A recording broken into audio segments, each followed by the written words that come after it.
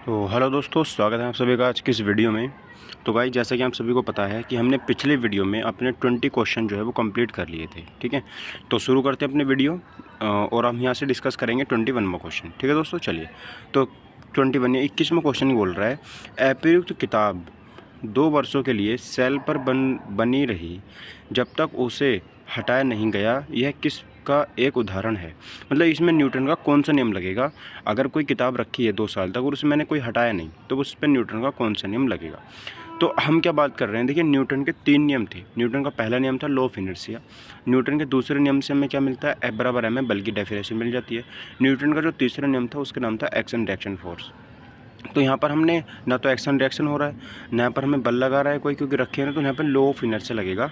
Newton का पहला नियम लगेगा। उसमें क्या बताया गया है कि कोई स्थिर वस्तु जब तक स्थिर रहेगी जब तक उस पर कोई बाहर का बल आरोपित न किया जाए। ठीक है, अतः स्पष्ट है कोई भी वस्तु कितने भी वर्षों तक वहीं पड़ी रहेगी जब तक उसे हटाया नहीं जाएगा। तो ये न्यूटन का हमारा कौन सा नियम था, पहला नियम था। ठीक है दोस्तों, चलिए आगे बढ़ते हैं।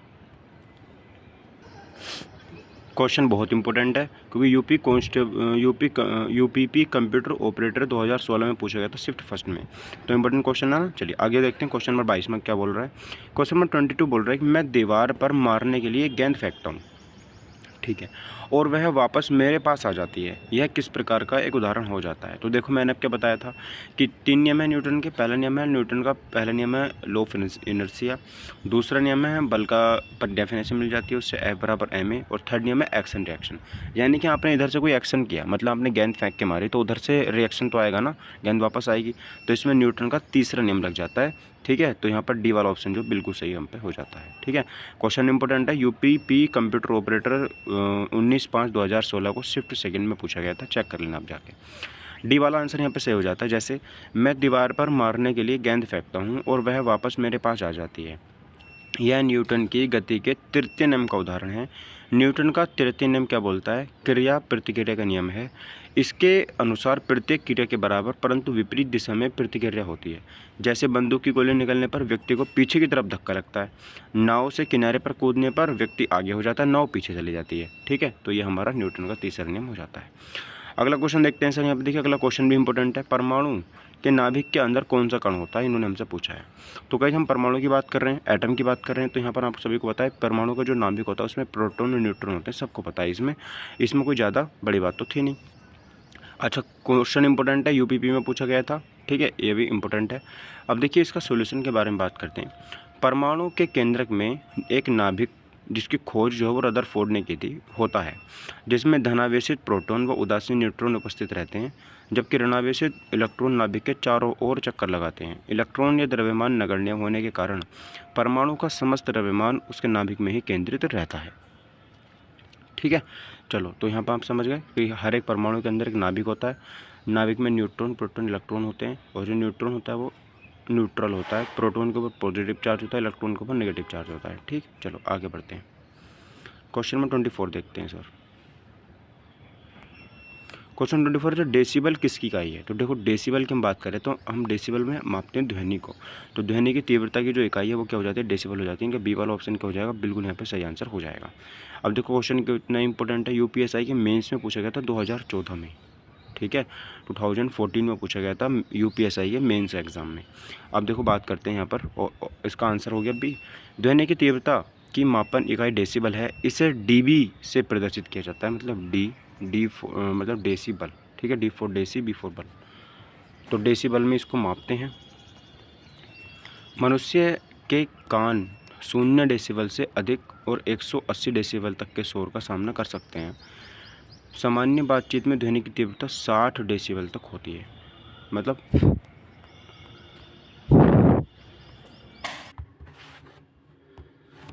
मतलब अगर हम सबसे कम ध्वनि सुन सकते हैं तो वो है 0 dB, और मैक्सिमम जो सुन सकते हैं वो है 180 dB। ठीक है, इतनी हम ध्वनि सुन सकते हैं, डेसिबल की बात करते हैं।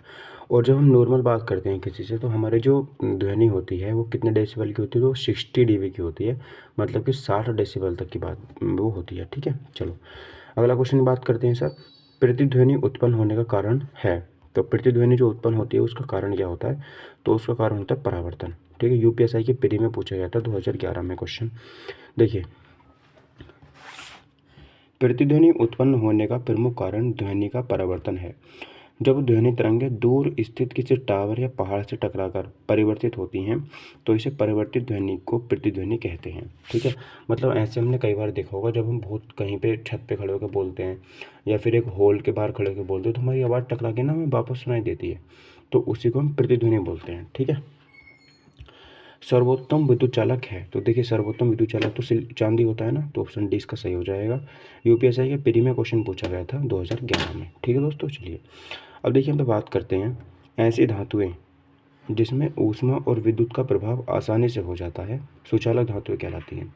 चांदी विद्युत का सर्वश्रेष्ठ सुचालक है। धातुओं के विद्युत चालकता के अनुसार घटता क्रम क्या है? देखो सबसे ज़्यादा जो सुचालकता होती है वो चांदी की होती है, उससे कम तांबा, उससे कम एल्यूमिनियम, उससे भी कम टंगस्टन। ठीक है, तो ये क्रम आपको याद रखना है। 27 में क्वेश्चन देखेंगे, सौर ऊर्जा का स्रोत जो है वो क्या है? देखिए सौर ऊर्जा की बात कर रहे हैं तो यहाँ पर ए वाला आंसर बिल्कुल सही हो जाएगा। नाभिक के संलयन के द्वारा सौर ऊर्जा हमें प्राप्त होती है। ठीक है, यूपीएससी के प्री में क्वेश्चन पूछा गया था 2011 में। सौर ऊर्जा का स्रोत नाभिक संलयन है। जब दो हल्के नाभिक संलयित होकर एक बड़े नाभिक का निर्माण करते हैं तब यह प्रक्रिया नाभिक संलयन कहलाती है। इस प्रक्रिया में अपार ऊर्जा निर्मुक्त होती है। यहाँ पर क्या होता है कि जब एक हाइड्रोजन जो है, हाइड्रोजन मतलब दो हाइड्रोजन मिलकर के एक हीलियम का अणु बनाते हैं। ठीक है, और प्लस उसमें से एनर्जी जो है वो हीट निकल के बाहर आ जाती है। ठीक है, चलिए आगे बढ़ते हैं। क्वेश्चन नंबर 28 देखते हैं। क्वेश्चन नंबर 28 है कि वेरी लाइट पिस्टल का प्रयोग रात में किस लिए किया जाता है? तो वेरी लाइट पिस्टल होता है, उसका प्रयोग किस लिए किया जाता है? तो किसी स्थल को कुछ दूर के लिए, कुछ देर के लिए प्रकाशित करने के लिए हम यहाँ पे उसका यूज करते हैं। ठीक है, अच्छा यूपीएससी रैंकर 2011 में क्वेश्चन ये पूछा गया था। डी आज का सॉल्यूशन देखते हैं सर। वेरी लाइट पिस्टल का प्रयोग रात में किसी स्थल को कुछ देर के लिए प्रकाशित करने के लिए किया जाता है जिससे उस स्थल की वास्तविक स्थिति का आकलन किया जा सके कि वो कहाँ पर है, उसकी जो रियलिटी है वो क्या है। ठीक है, आगे बढ़ते हैं। क्वेश्चन नंबर 29 देखते हैं सर। अन्वेषण के दौरान झूठ पकड़ने के लिए निम्न में से किसका प्रयोग किया जा सकता है?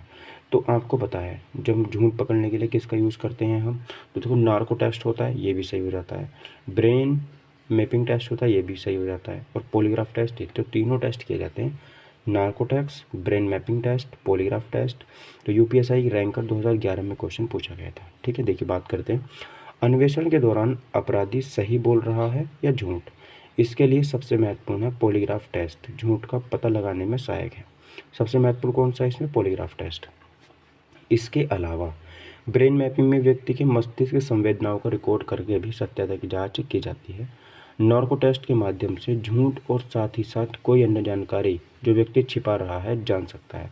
अतः तीनों विकल्प ही सही यहाँ पे हो जाते हैं। ठीक है मित्रों, चलिए क्वेश्चन नंबर 30 की बात करते हैं। भोजन ऊर्जा को मापने की यूनिट का नाम क्या है? मतलब भोजन ऊर्जा।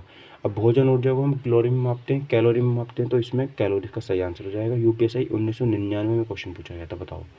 इतने पुराने क्वेश्चन में लेके आया हूँ आपके लिए मैं, है ना।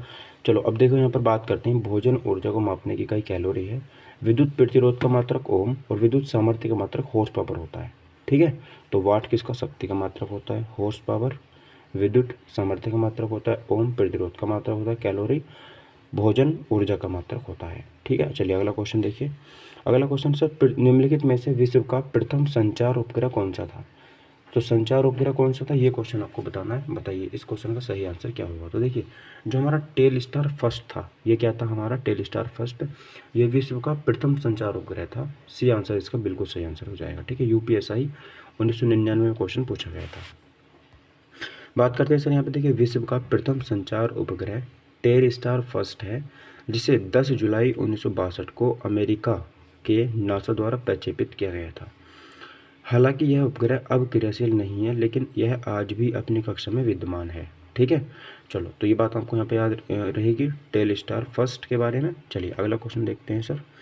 क्वेश्चन नंबर 32, किसमें ध्वनि की गति सर्वाधिक होती है? तो ध्वनि की गति, ये तो आपको सबको पता ही होगा कि सबसे ज़्यादा ध्वनि की गति होती है वो किस में होती है? बर्फ़ में होती है। ऑप्शन नंबर बी यहाँ पे सही आंसर हो जाएगा। ठीक है, यूपीएससी 1999 में क्वेश्चन पूछा गया था। देखो ध्वनि की चाल माध्यम की प्रकृति पर निर्भर करती है, मतलब हम किस माध्यम में ध्वनि को दौड़ा रहे हैं। ध्वनि की गति ठोस में सबसे ज़्यादा होती है, उसके बाद गैस में निम्नतम होती है। विभिन्न माध्यम में ध्वनि की चालों की अगर हम बात करते हैं, देखो तो एल्यूमिनियम में ध्वनि की चाल कितनी होती है, तो यहाँ पर 6420 होती है, ये सबसे ज़्यादा होती है, ठीक है। अच्छा, कांच में कितनी होती है, 5640। लोहे में कितनी होती है, 5130। समुद्री जल में कितनी होती है, 1533। पानी में कितनी होती है, 1493। तो यहाँ पे क्वेश्चन आपसे ये भी पूछ सकता है कि जो ध्वनि की चाल है वो समुद्र के जल में ज़्यादा तेज होगी या फिर नॉर्मल पानी में ज़्यादा तेज होगी। तो समुद्री जल में ध्वनि की चाल ज़्यादा होगी, ये बात हमें यहाँ पे याद रखनी है, ठीक है। उसके बाद देखो बात करते हैं बर्फ़ की कितनी होती है, तो 4000। बर्फ़ की कितनी होती है, 4000 यहाँ पर हो जाती है, ठीक है। चलो उसके बाद